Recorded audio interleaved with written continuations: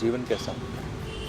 कितना अलग होता है? कोई भी आदमी अपनी बात जो सामने रख रहा है वो कहानीकार है। नेता भी कहानी सुना रहा है, एडवर्टाइजमेंट भी आपको कहानी सुना रहा है, क्योंकि भांत भांत के लोग हैं और भांत भांत के लोग उसे खरीद रहे हैं। डिजिटल मीडिया है, सोशल मीडिया है, इन सब के माध्यम से बहुत सारे नवोदित लेखक जो हैं अब कहानीकार बन के सामने आ रहे हैं। पहले क्या था कि कहीं भी पहुंचने के लिए आपको कुछ दरवाजे आपके लिए खुलने चाहिए, और जब वो दरवाजे खुलते थे तभी आप वहां पहुंच सकते थे। अब कोई भी आदमी एक अच्छा कहानीकार है, एक अच्छा परफॉर्मर है, उसको किसी सहारे की ज़रूरत नहीं। आपने कोई पॉडकास्ट किया और लोग दर्शक हैं, ऑडियंस हैं, सुनने वाले, देखने वाले, वो उसको देख रहे हैं, वो अगर चीज़ अच्छी है पहुंच जाती है। आप आज एक शो के लिए यहाँ पर आए हैं, आपकी स्टोरी टेलिंग का शो है, उसके बारे में सर कुछ बताइए, नटरानी के अनुभव के बारे में। यहाँ पे आ जाते हैं, इतनी बेहतरीन जगह पे हम परफॉर्म कर पाते हैं और एक तरह से वो हिस्ट्री हमारे लिए रिवाइव हो जाती है। हम फिर आते हैं तो सारा भाई ख़ानदान के बारे में जानते हैं, उनकी स्ट्रगल्स के बारे में एक बार फिर वाकिफ़ होते हैं, जो उनका कंट्रीब्यूशन है आर्ट में, साइंस में, उससे हम दोबारा एक जिसे कहते हैं नए तरीके से हम उसके साथ रूबरू होते हैं। नमस्कार दोस्तों, मेरा नाम है प्रखर। आप देख रहे हैं वाइब्स ऑफ इंडिया का खास कार्यक्रम वॉइस संवाद। वॉइस संवाद में आज के हमारे मेहमान हैं जाने माने कहानीकार एवं अभिनेता दानिश हुसैन साहब। दानिश सर, स्वागत है आपका वाइब्स ऑफ इंडिया के इस कार्यक्रम में। हम इस वॉइस संवाद का सिलसिला आगे बढ़ाएं, उसके पहले मैं आपसे जानना चाहूँगा कि एक कहानीकार का जीवन कैसा होता है, कितना अलग होता है उसके दर्शकों से, और क्या ऐसी चीज़ें हैं, क्या ऐसे पर्क्स हैं, क्या ऐसे रेपरकशंस हैं जो एक कहानीकार के जीवन में हैं? देखिए, कहानीकार तो हर कोई है। कोई भी आदमी अपनी बात जो सामने रख रहा है वो कहानीकार है। नेता भी कहानी सुना रहा है आपको और आप उस कहानी को सुनकर वोट दे रहे हैं। एडवर्टाइजमेंट भी आपको कहानी सुना रहा है और उस इश्तिहार को देखकर आप प्रोडक्ट खरीद रहे हैं। कॉलेज और यूनिवर्सिटी के प्रोस्पेक्टस भी आपको कहानी सुना रहे हैं और आप वहाँ पे एडमिशन दे रहे हैं। तो जो कोई अपनी बात रख रहा है सामने वो कहानी सुना रहा है। तो ये कहना बड़ा मुश्किल है कि एक कहानीकार कैसा होना चाहिए, क्योंकि भांत भांत के लोग हैं और भांत भांत की कहानियां सुना रहे हैं और भांत भांत के लोग उसे खरीद रहे हैं। तो ये दायरा खींचना या ये अनुमान लगाना कि एक कहानीकार कैसा होगा, ये बड़ा मुश्किल काम है। एक बहुत मशहूर कहानीकार थे, उनका नाम था फ़खरुज़्ज़मानी। फ़खरुज़्ज़मानी साहब जहांगीर के ज़माने में ईरान से आए थे, और जैसे होता है कि उनको किसी ने कहा कि भाई अगर आप किस्सा सुनाना चाहते हैं, दास्तान सुनाना चाहते हैं, एक अच्छे दास्तान को, कामयाब दास्तान को बनना चाहते हैं, तो हिंदुस्तान है, आप वो जगह है, वहाँ जाइए। आए तो उनके कोई रिश्तेदार थे जहांगीर के कोर्ट में, तो उनकी रसाई वहाँ तक तो नहीं हो पाई। उन्होंने कहा कि ऐसा है कि यहाँ पे एक और मुल्ला जी हैं, उनके यहाँ जाओ, उनको दास्तानों का बहुत शौक़ है। तो मुल्ला जी जो हैं वो अजमेर आए। अजमेर आए तो उन्होंने वहाँ एक लाइब्रेरी खोली, तो फ़खरुज़्ज़मानी जो हैं वो उसके अंदर काम करने लगे और धीरे-धीरे उन्होंने पढ़ना शुरू किया और उनकी जो कला थी वो बेहतर होने लगी। तो उन्होंने बाद में एक किताब लिखी, तर्जुल अख़बार। 1632 में ये किताब लिखी थी उन्होंने, जब वो उस ज़माने में वो पटना चले गए थे, अज़ीमाबाद कहा जाता था। तो उन्होंने उस किताब में लिखा कि भाई वैसे तो कहानी सुनाना जो है अपने आप में गुनाह है, क्योंकि आप झूठ मनगढ़ंत बात कह रहे हैं। लेकिन कहानी सुनने से सुनने वालों के दिल को बड़ी तस्कीन मिलती है और उनका गम हल्का होता है। तो शायद इस भले काम के लिए अल्लाह जो ये गुनाह कर रहा हूँ मैं झूठ बोलने का, उसको नज़रअंदाज करके माफ़ कर देगा। तो ये एक चीज़ समझ में आई कि अगर आपका उद्देश्य है अपनी कहानी से किसी का दुःख हर लेना है, तो शायद झूठ बोलना जो आप कहानी में कर रहे हैं या आप एक फ़िक्शनल चीज़ मनगढ़ंत बात कह रहे हैं, वो शायद इतना बुरा नहीं है।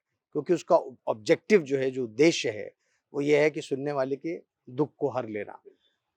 दूसरा ये है कि कहानी के सबसे पहले ऑडियंस आप खुद हैं। जो सुनाने वाला है, कहानीकार है, जो किस्सा गो है, वो पहला ऑडियंस है। तो अगर आपको खुद ही मज़ा नहीं आ रहा है, अनलेस कि आप अपने आप से बहुत मोहब्बत करते हैं और अपनी आवाज़ सुनने में बहुत मगन हैं और आत्ममुग्ध हैं इतने कि आपको लगता है कि नहीं साहब, मैं जो भी कर रहा हूँ अच्छा है, उसका तो कुछ इलाज नहीं हो सकता है। लेकिन सबसे पहले ऑडियंस जो है वो आप खुद हैं। तो अगर आपको किसी चीज़ में आनंद आ रहा है, तो इसका मतलब सुनने वाले को आनंद आएगा। तो ये बहुत ज़रूरी है कि जब आप कहानी सुना रहे हैं, किस्सा सुना रहे हैं, परफ़ॉर्म कर रहे हैं, एक्टिंग कर रहे हैं, या कुछ भी एक एक लफ्ज़ अक्सर जो है आर्टिस्ट इस्तेमाल करते हैं, फील आ गई, है ना। वो फील आ गई क्या है कि आपको खुद एक आनंद आया, और अब वो आनंद क्योंकि आपको आया वो दूसरों तक पहुंच जाएगा। तो मुझे ये लगता है कि एक अच्छे कहानीकार के लिए सबसे पहली बात जो है, ये दो बातें बहुत ज़रूरी हैं। एक कि आपको खुद आनंद आना चाहिए, और दूसरा आपके दिल में एक मोहब्बत का जज्बा होना चाहिए कि मैं जो कहानी सुना रहा हूँ उससे कुछ देर के लिए दुनिया जो है अपना जुल्म भूल जाएगी, कुछ देर के लिए जो है सुनने वाले जो हैं एक नई जगह चले जाएंगे, कुछ देर के लिए उनकी अपनी पीड़ा जो है वो कम हो जाएगी। और स्टोरी टेलिंग जो है वो इसलिए इतनी इम्पोर्टेंट है या इतनी पावरफुल इसलिए है क्योंकि उसके अंदर एक ट्रांसफॉर्मेटिव जो है एक एस्पेक्ट है। आदमी कोई चीज़ सीखता कैसे है? जब वो किसी तजर्बे से जाता है ना। आप किसी तजर्बे से गुजरे, आपने कुछ किया और उस तजर्बे ने आपको कुछ सिखा दिया। स्टोरी टेलिंग बगैर आपको किसी तजर्बे में लिए जाए, आप फिजिकली कहीं नहीं जाते हैं, आप कुछ फिजिकली एक्सपीरियंस नहीं करते हैं, लेकिन उस कहानी के दौरान आप एक सफ़र पे चले जाते हैं जब जितनी देर आप सुन रहे होते हैं। तो इवन दो आप फिजिकली कहीं गए नहीं, आपने कुछ किया नहीं, लेकिन जितनी देर आप कहानी सुनते रहे वो तजर्बा almost as good as your physical exit to some place or you undertaking a physical journey. तो इसलिए स्टोरी टेलिंग बहुत पावरफुल हो जाती है। तो स्टोरी टेलिंग अगर आपकी ट्रांसफॉर्मेटिव है, अगर आपके दिल में जज्बा है to enrich other people's life through your story telling, और आप खुद उसका स्वाद लेते हैं, उसका आनंद उठाते हैं, तो मुझे लगता है कि आप कहानी सुनाने में कामयाब हैं। बहुत ही खूबसूरत बात आपने कही। मेरा आपसे दूसरा प्रश्न ये रहेगा कि पिछले कुछ सालों में डिजिटल मीडिया है, सोशल मीडिया है, इन सब के माध्यम से बहुत सारे नवोदित लेखक जो हैं अब कहानीकार बन के सामने आ रहे हैं। अपनी अपनी सोशल मीडिया हैंडल्स पर वो कहानी नरेट करते हुए, किस्सा सुनाते हुए वीडियोस पोस्ट करते हैं। आपका उन लोगों के प्रति क्या रवैया है? क्योंकि आप भी बहुत सारे नवोदित लेखकों के साथ आप उनका काम देखते हैं, उनका काम सराहते हैं और सिखाते भी हैं आप, आपकी खुद की एक मुहिम भी है। तो उन लोगों के लिए आप क्या कहना चाहें? देखिए, इंटरनेट ने और सोशल मीडिया ने जो एक काम किया वो एक डेमोक्रेटाइजेशन किया है। क्योंकि पहले क्या था कि कहीं भी पहुंचने के लिए आपको कुछ दरवाजे आपके लिए खुलने चाहिए, और जब वो दरवाजे खुलते थे तभी आप वहां पहुंच सकते थे। तो चाहे आप किसी मैगजीन में या अखबार में छापना चाहते हैं या किसी जर्नल में छापना चाहते हैं या आप किसी इदारे में, इंस्टीट्यूट में जाके परफॉर्म करना चाहते हैं, किसी भी पब्लिक प्लेटफॉर्म पे पहुंचने के लिए आपको कुछ दरवाज़ों से, कुछ रास्ते से, कुछ गेट कीपर्स के थ्रू होके जाना पड़ता था। और जब वो चाबी ताले में डालते थे और आपके लिए दरवाज़ा खोलते थे तो आपकी रसाई वहाँ तक होती थी, आप वहाँ तक पहुँच सकते थे। सोशल मीडिया ने और इंटरनेट ने ये किया कि ये चीज़ें आम लोगों तक पहुँचा दी। अब कोई भी आदमी एक अच्छा कहानीकार है, एक अच्छा परफॉर्मर है, उसको किसी सहारे की ज़रूरत नहीं है कि कोई मुझे रास्ता देगा तो मैं पहुंचूंगा। आपने खुद अपना कुछ एक वीडियो प्लेटफॉर्म बनाया, आपने कुछ कोई पॉडकास्ट किया और लोग, दर्शक हैं, ऑडियंस हैं, सुनने वाले, देखने वाले, वो उसको देख रहे हैं, वो अगर चीज़ अच्छी है पहुंच जाती है। उसमें बहुत सी बकवास चीज़ भी पहुंचती है, पर जैसे कि वो जिगर का शेर है कि कोई मस्त है, कोई तश्ना लब, तो किसी के हाथ में जाम है, मगर इसका कोई करेगा क्या? ये तो मैकदे का निज़ाम है, क्या बात? ये दुनिया का निज़ाम है। तो कोई भी चीज़ है, चाहे सोशल मीडिया है, चाहे कॉलेज है, चाहे स्कूल है, चाहे शहर है, चाहे मोहल्ला है, चाहे कोई इंस्टीट्यूट है, कोई इदारा है, वो माइक्रोकॉस्म है दुनिया का।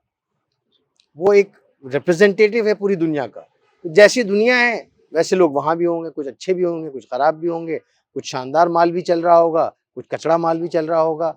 तो वो जद्दोजहद आपकी जो दुनिया में रहती है वो वहाँ भी रहेगी, अटेंशन ग्रैब करने के लिए। लेकिन कम से कम आपके पास वसीले हैं, आपके पास ज़रिया है। और इसमें भी देखिए एक प्रिविलेज का पहलू शामिल है, क्योंकि हालांकि डेटा हिंदुस्तान में बहुत चीप हो गया है, सेलफोन चीप हो गए हैं, लेकिन वो चीप डेटा और सेलफोन भी हर आदमी को मुहैया नहीं हो सकता है।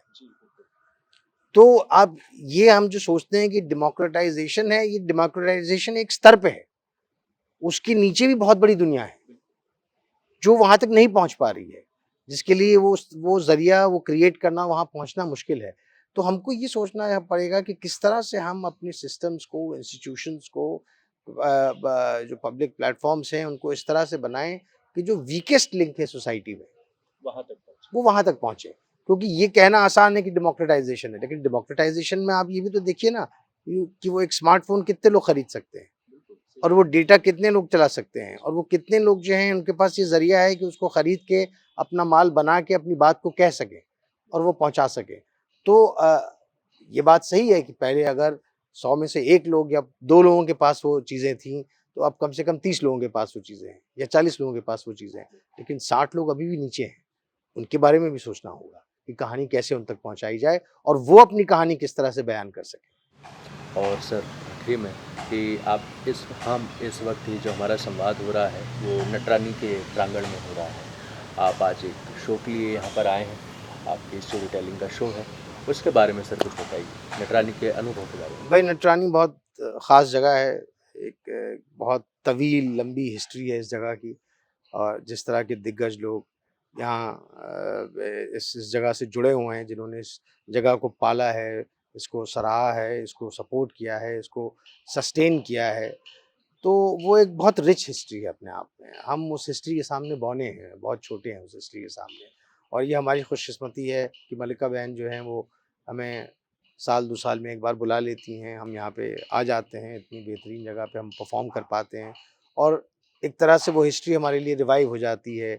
हम फिर आते हैं तो सारा भाई ख़ानदान के बारे में जानते हैं, उनकी स्ट्रगल्स के बारे में एक बार फिर वाकिफ़ होते हैं, जो उनका कंट्रीब्यूशन है आर्ट में, साइंस में, उससे हम दोबारा एक जिसे कहते हैं नए तरीके से हम उसके साथ रूबरू होते हैं। तो ये हमारी खुशकिस्मती है, और अहमदाबाद जो है उन शहरों में से है हिंदुस्तान के जो अपने आप में एक कल्चरल और एजुकेशनल सेंटर था, है ना? तो अभी क्या है कि हम अपनी बहुत सी हिस्ट्री भुला देना चाहते हैं, और हम ऐसा प्रतीत करना चाहते हैं कि जैसे एक बड़ा हिस्सा हमारी हिस्ट्री का हुआ ही नहीं, लोग जैसे नींद में चले गए और अब आँख खुली तो फ़ौरन इस दौर में आ गए हैं। ऐसा नहीं है, चीज़ें ऑर्गेनिकली बनती हैं, और ये कोई ऐसा कोई प्योर पीरियड नहीं था। इंसान पैदा हुआ है और तब से वो गर्दिश में है, तब से वो चल रहा है। हर ज़माने में जो आप कहते हैं आप फ्लक्स में हैं, आप मूवमेंट में हैं। हर ज़माने में लोग सफ़र कर रहे थे, सैर कर रहे थे, तिजारत कर रहे थे, यहाँ से वहाँ जा रहे थे, चीज़ें इधर से उधर हो रही थी, कल्चर यहाँ से वहाँ हो रहे थे, ज़बान बदल रही थी। एक 4000 साल पहले सुमेरियन टैबलेट मिला है, सुमेरियन सिविलाइजेशन का, उसमें भी एक आदमी ये कह रहा है कि दुनिया जल्दी ख़त्म होने वाली है क्योंकि समाज बिगड़ चुका है, हर आदमी किताबें लिखने के चक्कर में पड़ा हुआ है, कोई पढ़ना नहीं चाहता है। वो 4000 साल पहले भी जो सुमेरिया में आदमी वो स्टोन पे टैबलेट पे लिख रहा है, उसको सिविलाइजेशन से शिकायती है, और वो यही कह रहा है कि समाज खराब हो रहा है। तो वो 4000 साल पहले भी यही हो रहा था, आज भी समाज खराब हो रहा है। हमारे माँ बाप भी यही कह रहे थे कि हम पहले वाला ज़माना बेहतर था, और हम भी यही कह रहे हैं, और हमारी आने वाली नस्ल भी यही कहने वाली है। तो ये कोई स्टैटिक कोई चीज़ नहीं रही है, कोई फिक्स चीज़ नहीं थी। हर ज़माने में मूवमेंट था, हर ज़माने में बदलाव आ रहा था, हर ज़माने में तब्दीली हो रही थी, और हर चीज़ बदल रही थी।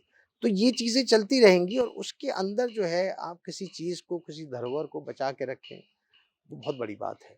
और नटरानी ये बहुत बखूबी कर रहा है, ना सिर्फ कि धरोहर को बचा के रख रहा है, ऐसे अंडर प्रिविलेज लोगों को सपोर्ट करता है, उनका टैलेंट जो है उसको निखारने की कोशिश करता है, उनको उसको वो पन पे बाहर आए उसके लिए उनको सपोर्ट देता है। ये बहुत बड़ी बात है, कौन आजकल के ज़माने में इतना करता है।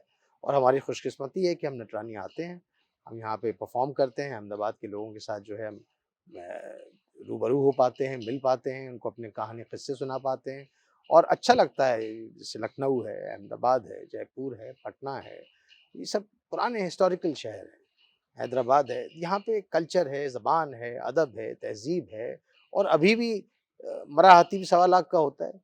तो अभी भी चीज़ें हैं यहाँ मौजूद, और कदरदान हैं यहाँ पे मौजूद, तो इसलिए अच्छा लगता है आने में और परफॉर्म करने में। बिल्कुल। और सर जाते जाते आज जो आपका कार्यक्रम है, आपकी कहानियों के पिटारे में से आज आप क्या परफॉर्म करने वाले हैं, इसके बारे में भी। हम तो दास्तान अमीर हमज़ा में तिलिस्म होशरुबा, जो उसका सबसे मकबूल दफ्तर है, उसमें से एक किस्सा सुनाएंगे, एक कुछ विजय दानदेता साहब की चीज़ सुनाएंगे, कुछ ए.के. रामानुजन साहब ने फोक टेल्स ऑफ इंडिया कुछ कहानियाँ कलेक्ट की थी तो उसमें से सुनाएंगे, एक आध कुछ शायरी वायरी सुना देंगे।